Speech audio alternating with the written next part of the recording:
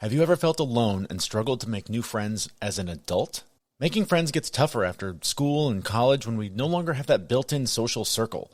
This can lead to loneliness, especially for those working remotely, or maybe you've moved recently. In this episode, you'll understand why adult friendships are challenging, but possible. You'll learn practical strategies to put yourself out there and gain confidence to initiate conversations and make new connections. So keep listening so you can learn how to make friends that stick, even if you're an introvert who struggles with small talk.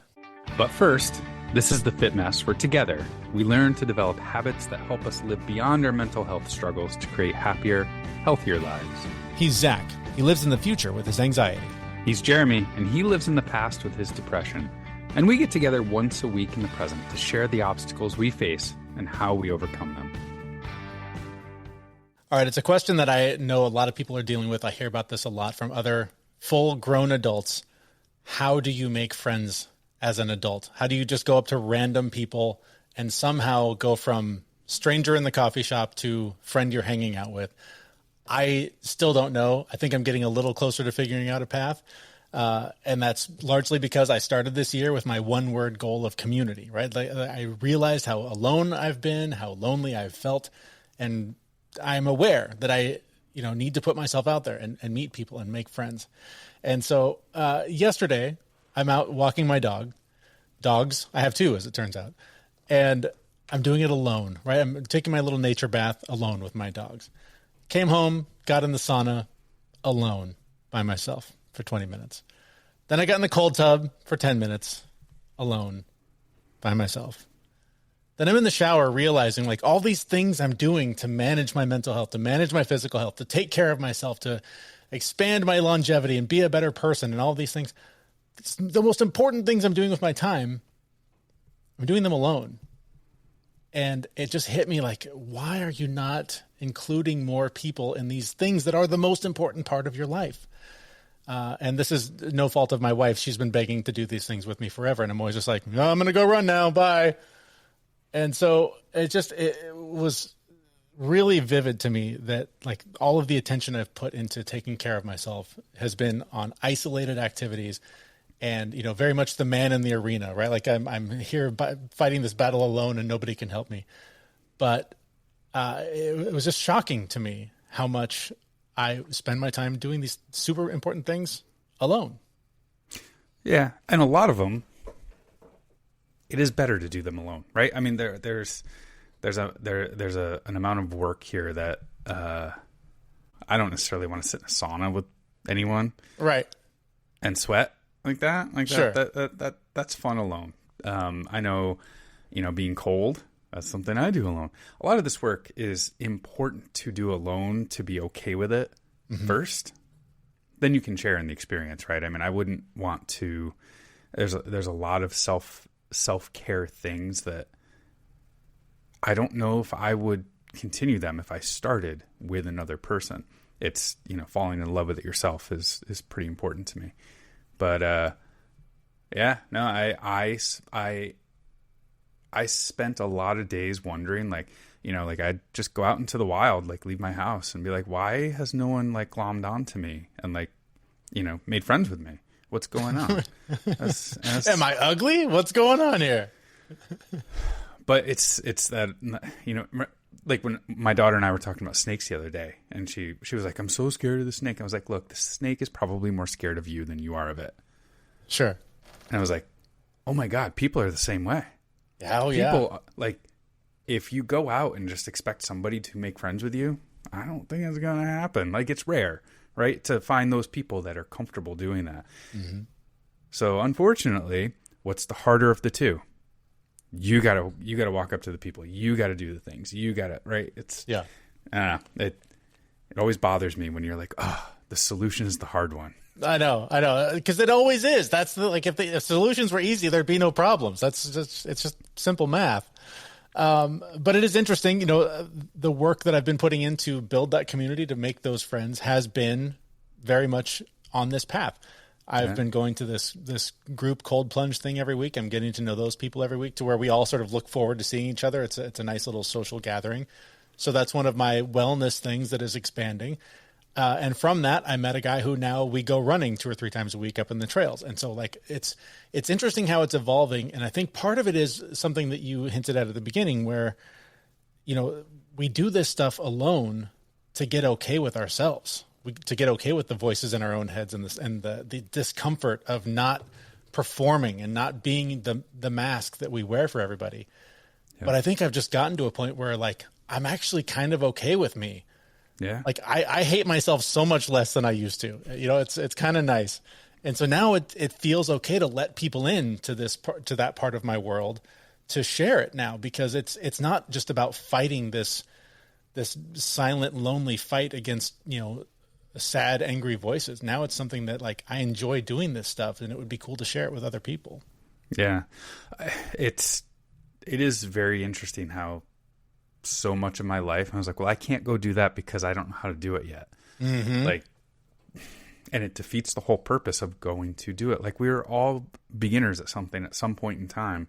I think, you know, at the gym the other day, someone new came in and they're like, you know, we were all lifting weights and they did it like, you know, with no weight. And I made sure to like walk up to that person and be like, hey, great job. That was awesome. You did really awesome. Like, you just like encourage that. Because nobody's going like, ugh, what a loser, right?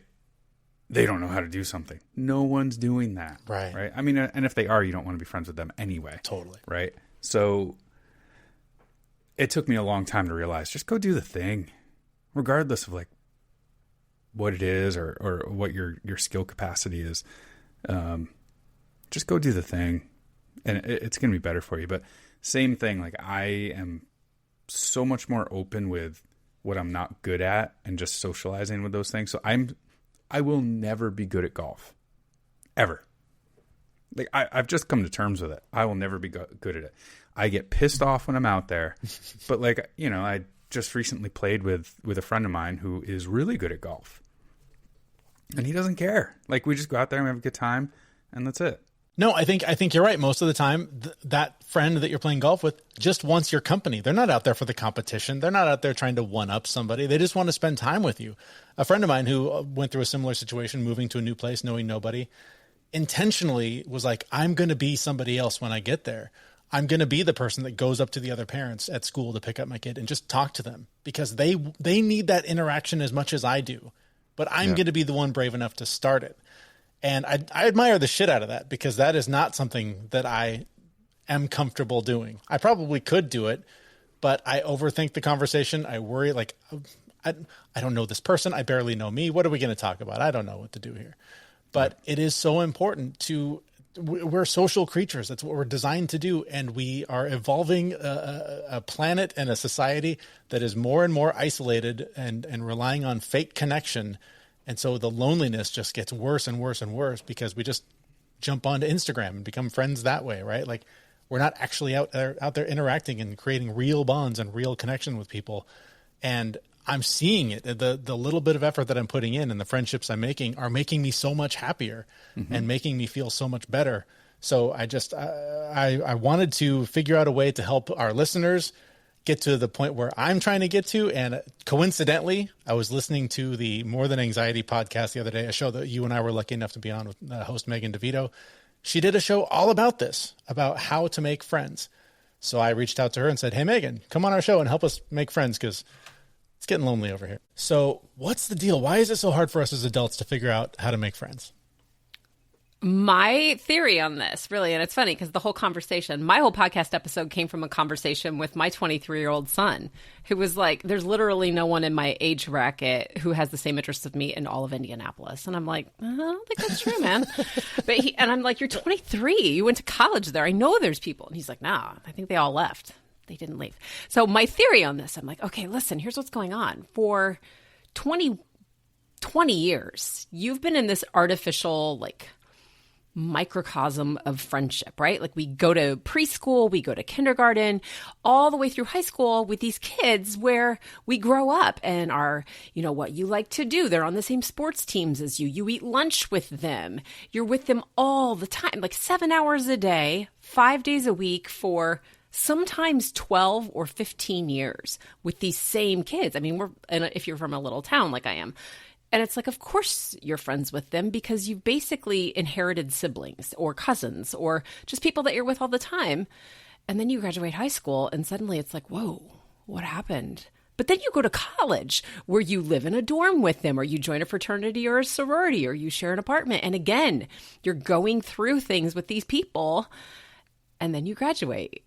And then it's really, whoa, where did everybody go? Because we don't have that fake community, which I guess is really, it's really a real community, but we don't have that handed to us community anymore. And suddenly it's like, you're on your own, kid, get out there and go find some friends. But suddenly it's like crickets and nobody's there. And you do think that nobody is in the state of, nobody's in the city of Indianapolis who's anything like you. But those same people who you lived with just like 1 year ago live in the same city. Right. But things are different. So I think that's what makes it hard. It's like all of a sudden we're self-conscious. We don't know where to find people. We can't talk because we're not with them all the time anymore. And then I'm just, I'd love to hear you elaborate a little bit more, right? Because we would graduate, and like when I graduated college, I went to a job and I went into an office and I made friends in the office. So like there was that additional piece. But now I work from home, and more people work from home. We're not going into the office. Like I know a few people who their first job out of college is at home and all alone. So like, talk about that. Tell me about that. Like, is that, that's just increasing it, right? It is. And we're coming off that. I mean, I hate going back to this, but God, we're going to keep going back to it. COVID. I mean, let's talk about the fact that we all were homebound, right? And in that place of not only becoming terrified that we were going to die if we went out or saw somebody face to face, but really it became secure to be at home. And it did some big time damage to how we socialize with people, especially I think for kids who were in that place of like brain development where they really were trying to figure out how to become who they were or how to socialize with people, but also for adults where we lost track of people. Some people didn't go back to the same places, like the people we were friends with at work. And then for people who are partially remote or fully remote, we don't have those connections that we used to have. And somewhere along the line, we just broke that pathway in our brains where it's like, oh, I know. I go up and I say, hey, did you see the game last night? Oh, you like that game? I like that game. Or I went to this new restaurant. Those casual conversations became awkward. And they became like, well, that's what I do on Instagram, or that's what I do on Twitter or Threads or whatever. I talk to people on there because they can't see me. And I don't have any idea. I could never just walk up to somebody and be like, hey, did you see the game? Because that would be weird. See, okay, so two things there, right? One, I'm very much an introvert. That's why I do an audio podcast, right? Like my social interaction is all audio recorded and shared that way. So, small talk just kills me. I could give two shits about the game, right? I could give two shits about how was your weekend. I don't tell me what happened to you when you were 6 that you're still traumatized by. Let's go deep. I know we just met, but come on, what's the deal here? That's where I want to live. I can't do the small talk. So that in combination with being an introvert and then having that highlighted, with COVID, the idea of going up to some rando in a coffee shop and going like, hey, we both come here a lot. What's your deal? Like, it just every part of that to me is like red flag, no, run the other way. Yeah. So help me out here. What do I do with this? I'm a mess. So as a coach, my first thought is that true that you really can't come up and ask somebody about something? Because I don't think it is true. I think that it's harder for people who are introverted because we are kind of like, one of my friends this morning had posted that her neighbor was like, oh my gosh, do you want to come over and see my turtle? It's grown so much. And she was like, nah, I don't. So, and I'm like the same way. I'm like, no, I don't want to. Yeah. I don't want to talk about your stupid turtle. Yeah. But we really do that though. We're not to the point where we can't be like, hey, nice shoes or something like that. We don't want to talk about your shoes for hours. We don't want to we don't need that. Like, oh, thanks, I bought them here and it was this. Right. But we can do it. But we have thoughts about who we are when we do it, right? Like, and I don't want to know. I think as a guy, like there's a lot of me that holds back in that way because I don't want to be seen as like some weird dude, right? Like, what's this guy talking about my shoes? Like, the man or the bear conversation, right? Yeah. My wife could go up to anybody and say, cool shoes. She did that to Macklemore one time. Didn't know it was him. But like if I went up to him and was like, hey bro, cool shoes. Like he's going, what's his angle? What's this guy's deal? Like what's going on? Like that's what's going on in my head is why are you talking to me? That's bizarre. Yeah. But I think to your point, and you talk about this in your show, if it's a shared interest thing, and this is what I've been doing. I found a cold plunge group. So every Sunday we go and we get in cold water for half an hour together, and it's awesome. And so we talk about hour. Oh yeah. Oh, yeah, it's pretty awesome. It's ridiculous. But there's plenty of conversation that comes up there because we're all basically trying to distract each other from the pain, right? So when there's that shared thing that brings you together, that's the familiar, hey, I did this in school. We all have to be here. Let's get through this together. Work, hey, we all have to be here. Let's get through this together. Yeah. So if you can choose what's the thing we all have to be here doing, it's because you want to be there. You're not being forced into this situation. I think that is sort of the natural, pardon the pun here, but icebreaker that helps you create those relationships. Yeah. And you can be in the cold plunge for a half hour, which blows my mind, first of all, but you all have something in common already. Right. You're there for cold plunge, right? At school, I think that surviving the pain is a really good analogy because a lot of people are at school don't want to be there. I mean, especially kids that are like, I mean, have you seen what's going on outside? I want to be outside. I want to be in this classroom doing math right now.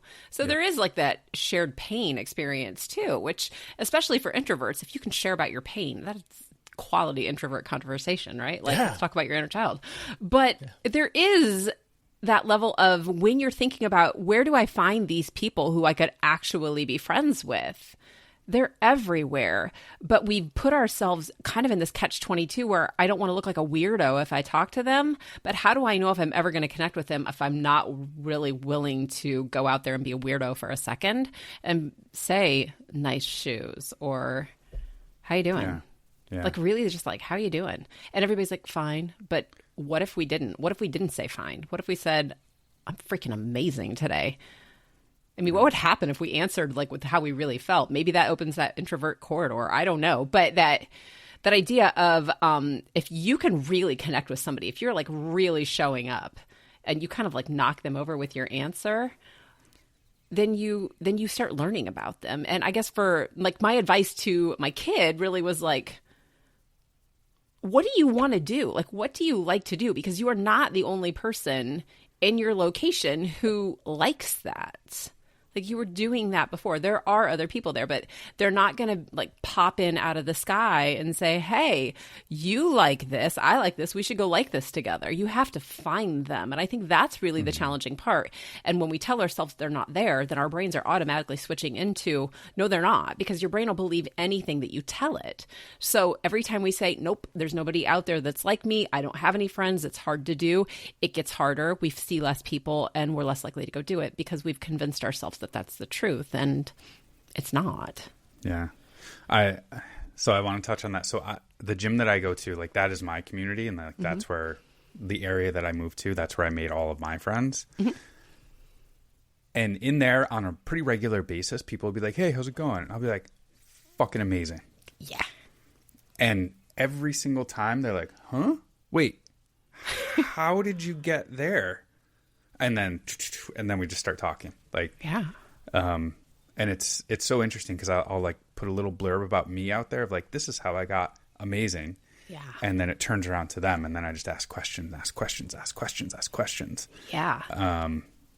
So I am curious, like, at what point when you are trying to make these friends, like when you're trying to have these conversations and you're saying cool shoes, like we all want to talk about ourselves, right? Yeah.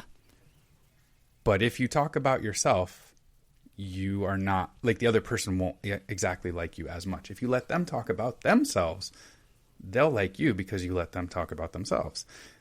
Like there's such a science to that. Can you talk about that a little bit? Yeah, I mean, really everybody wants to talk about themselves. That's why we always have a story.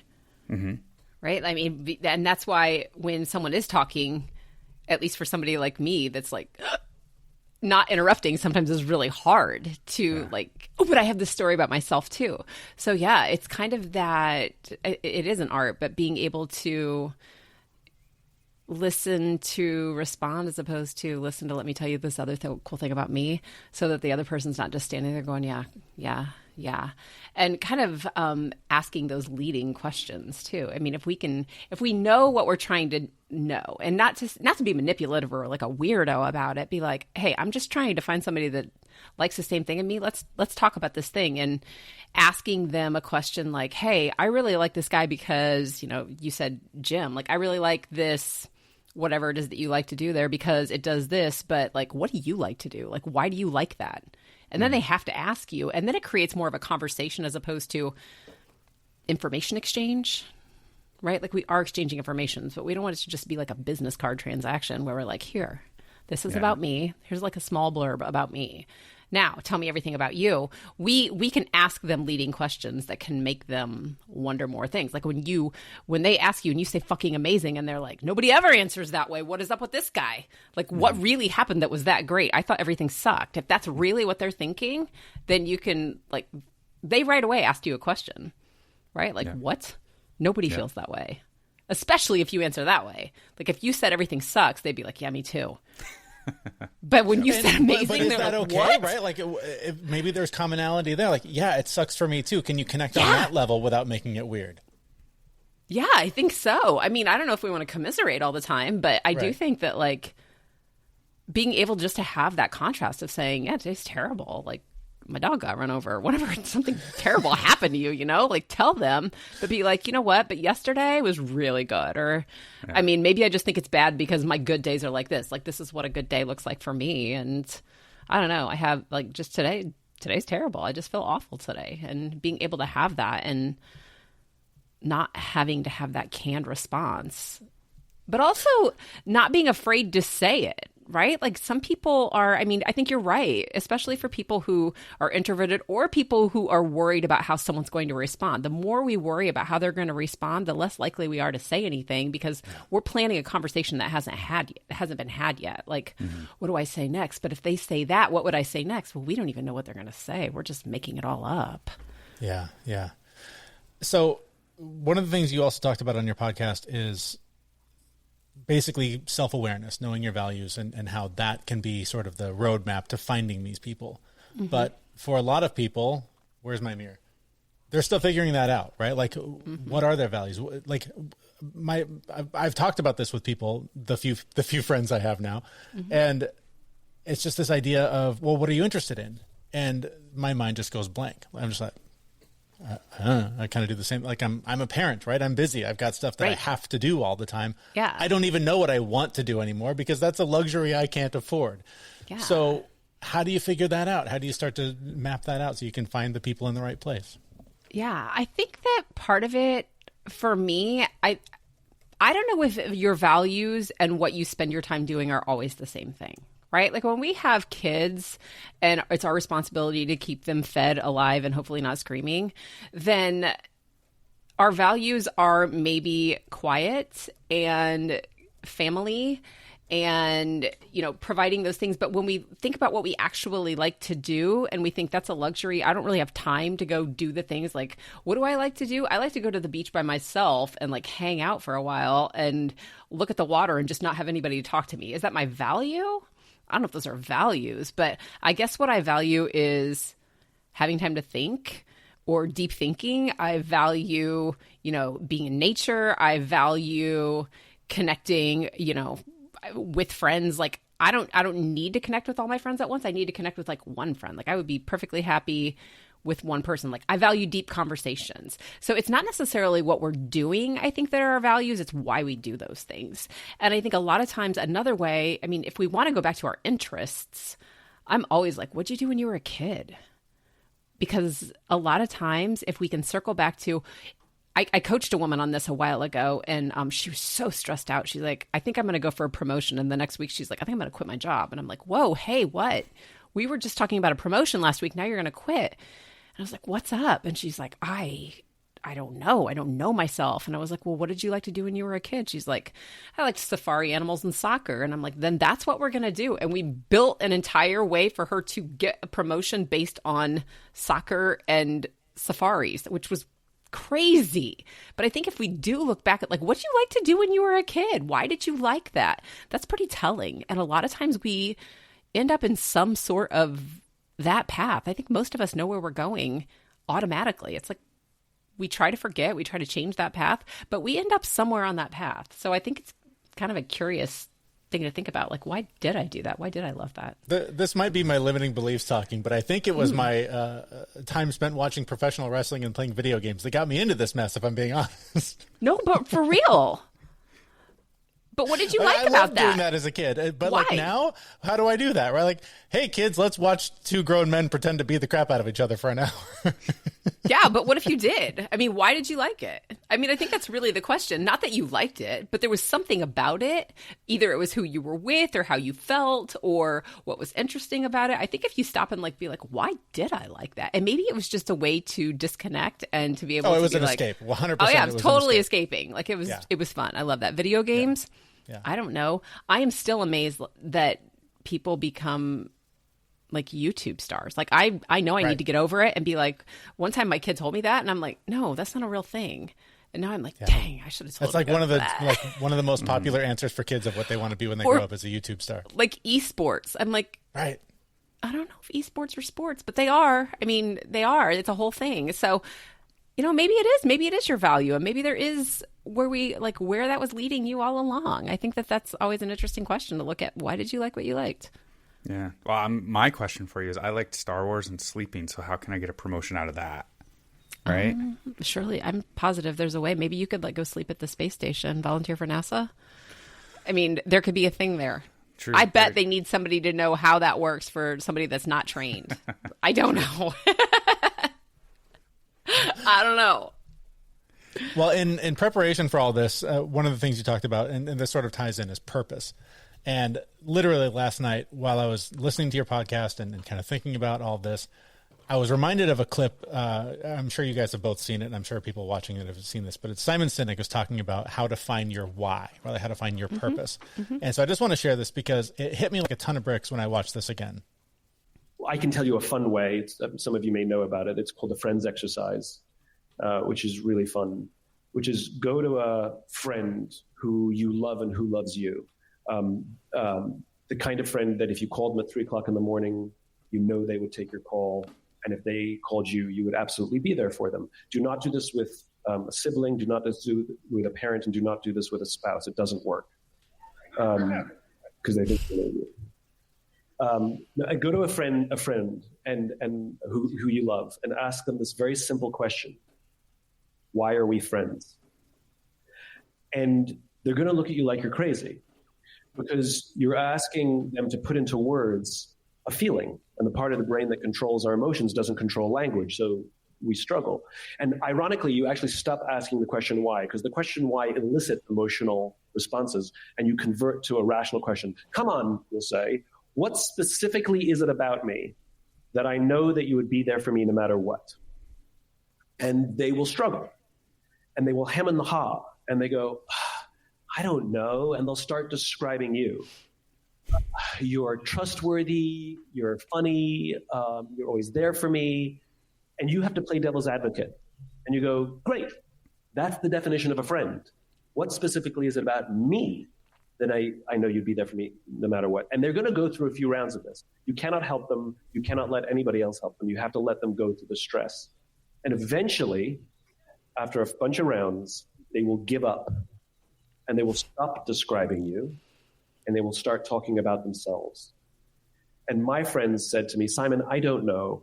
All I know is I don't even have to talk to you. I can just sit in a room with you and I feel inspired. And I got goosebumps. In fact, I'm getting them right now. And that's because they put into words something that is deep inside of me. And you're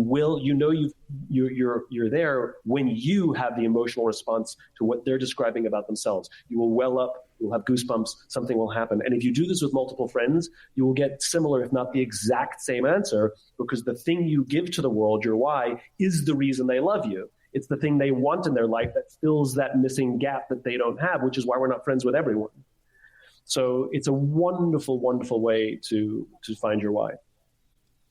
I just thought that was incredibly powerful. And as it was happening, I was imagining having that conversation. I didn't even have to have the conversation. I imagined having that conversation with my friends.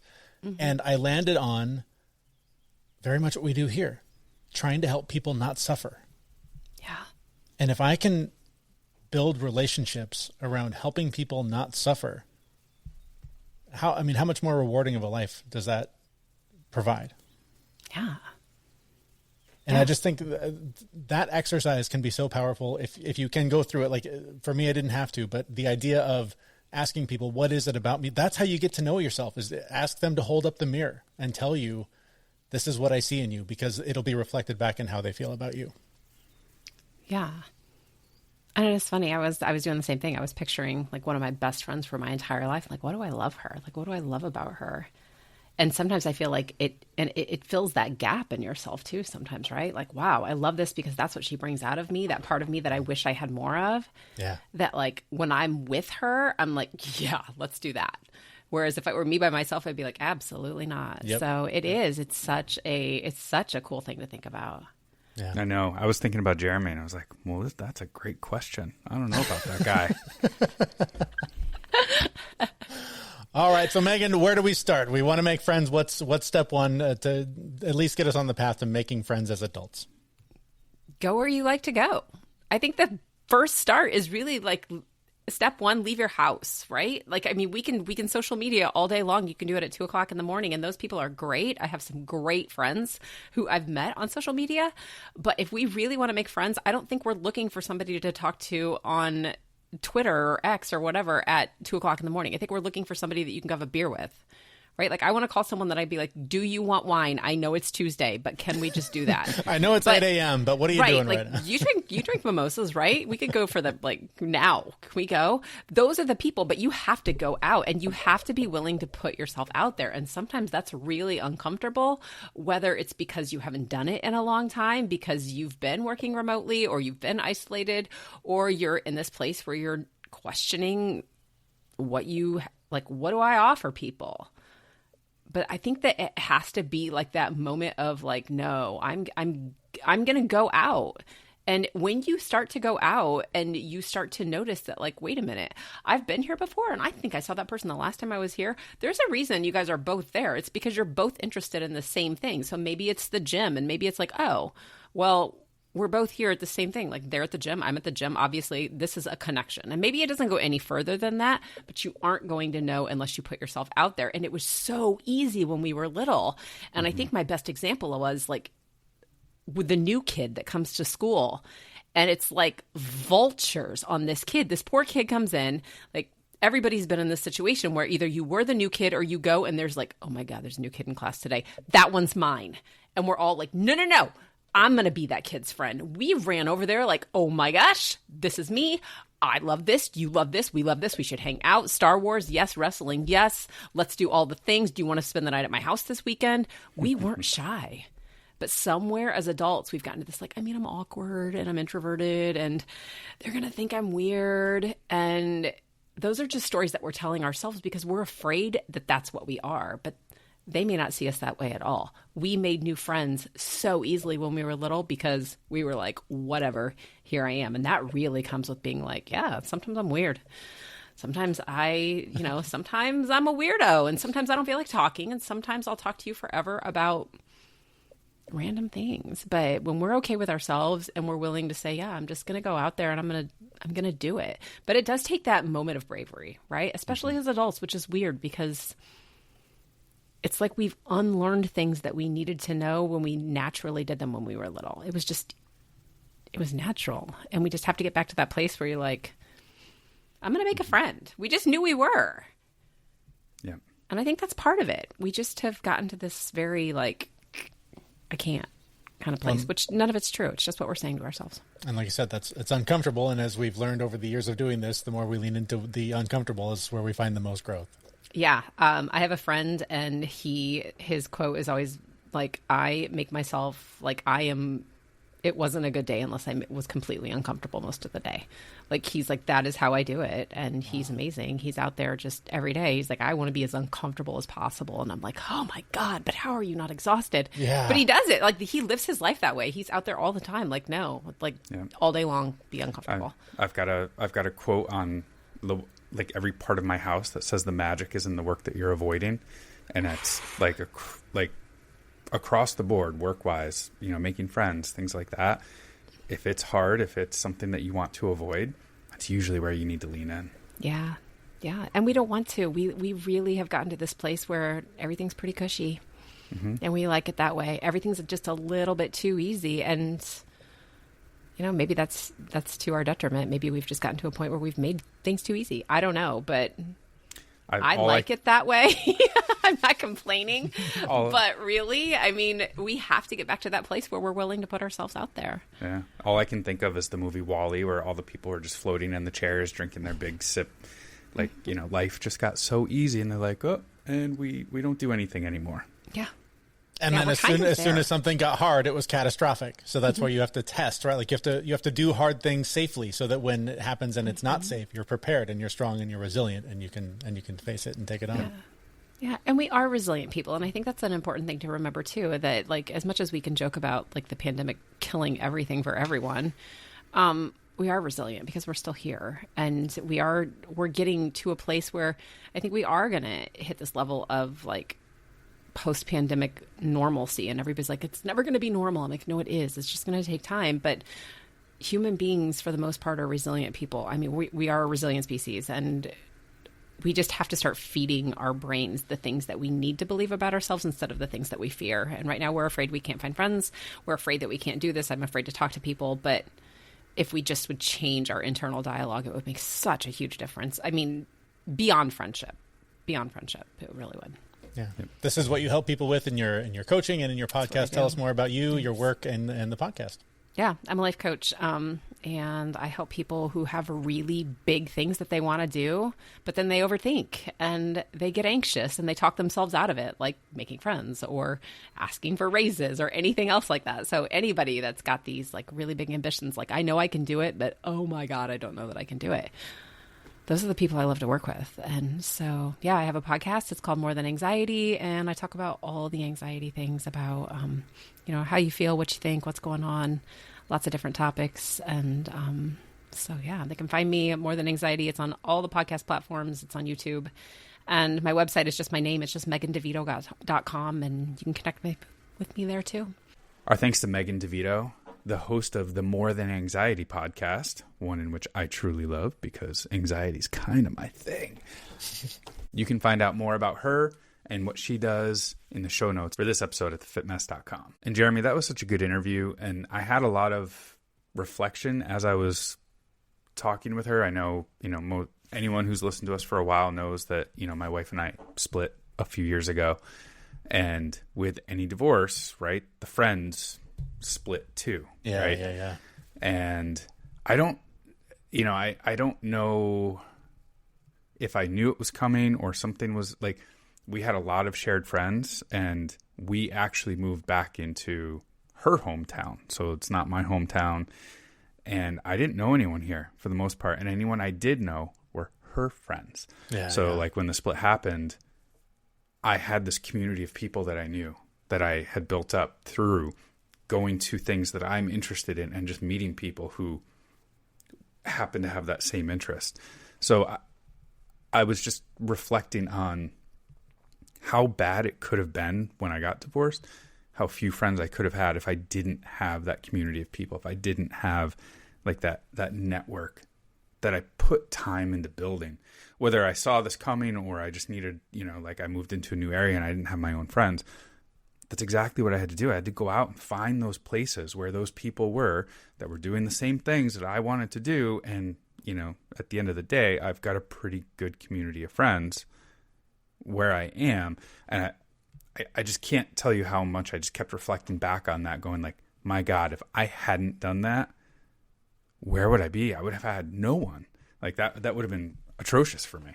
Especially given the modern way things are. You've been working from home the whole time. So to Megan's point, you don't have that forced environment. That's something I've been struggling with. Most of the friends I've had over my life are coworkers, they're colleagues. And moving to this new place and working fully remote, my wife and I are home together all day. We don't have coworkers to share, an experience in another place. And so I remember my therapist very clearly before we moved. He said, give it 2 years before you decide if you're going to stay or go, because it takes 2 years to really like settle in. And I think, add COVID, add remote work environment, that extends. And now we're at that 3-year mark, and it's finally starting. Like my daughters are really like gelling. They're finding their community. That's inspiring me. I'm starting to find mine. And you have to be intentional. And in many ways it's better, because by being intentional and putting yourself out there and doing the things you're interested in to find the community there, it's way better than, hey, we work in the same building every day for 8 hours. We might as well learn to tolerate each other. And then you suddenly have that, kind of forced grade school relationship again. I just think it can't be overstated. Can't be overstated how important it is to intentionally build community and not just rely on the one that you're handed because of your circumstance. But on the flip side of it too, like I have very actively, decided to cut people out of my life that weren't serving my interest. So there were definitely a few people that were in my life that, because I was lonely, because I didn't have anyone else, I kind of latched onto them to some extent. Yeah. And that was hard. That was really hard to just kind of walk away from those few people. But they just weren't serving me in the way I needed to be served, right? There was, all the situations were different, but it just wasn't what I wanted. And unfortunately, I had to walk away from a few of those. So, I mean, to sum it up, like, love the people that you love and make sure that you stay in touch with them and you're friends with them. But make sure you're not hanging on to somebody just because you're lonely and it's not the right person who's serving you. Yeah, 100%. All right. Well, great advice there. And again, the key point, I think, is leaning into the discomfort. That's what's the quote you have on your wall? The magic is in the work you're avoiding. The magic is in the work that you're avoiding. Magic. So keep that in mind with whatever challenge you're facing, trying to overcome something. If it's uncomfortable, that's probably the path you need to go down. Thank you so much for listening. If you've gotten any value out of this episode, please do share it with somebody who could benefit from it. You can do so by just hitting that share button in your social media player or your podcast player, whatever you want to do, but share this out and help other people to be a little bit less lonely. I hope this episode helps you and helps them. Thanks so much for being here. We'll be back next week with a brand new episode at thefitmess.com. See everyone. We know this podcast is amazing and it doesn't seem to lack anything, but we need a legal disclaimer. Prior to implementing anything discussed in this podcast, it is your responsibility to conduct your own research and consult your physician. You should assume that Jeremy and Zach don't know what they're talking about, and they're not liable for any physical or emotional issues that occur directly or indirectly from listening to this podcast.